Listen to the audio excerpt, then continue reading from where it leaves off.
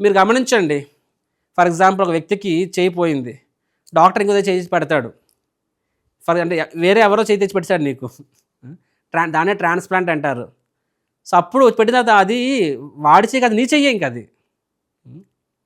ఆ చెయ్యి నువ్వెలా అనుకుంటావో అలాగే పనిచేస్తది తప్ప పక్కవాడి అనుకున్నట్టుగా పనిచేయదది.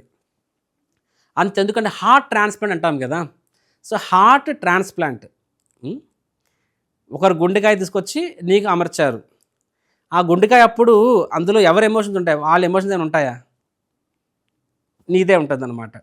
ఎందుకంటే ఆత్మ మారనంత కాలము, నీ శరీరంలో ఆత్మ మారినంత కాలము, శరీరానికి సంబంధించి ఏ అంగం మారినా సరే, ఐ రిపీట్, శరీరానికి సంబంధించి ఏ అంగం మారినా సరే, అది ప్రభావం చూపించదు. ఎందుకంటే ఆత్మనే ఓనర్ కాబట్టి.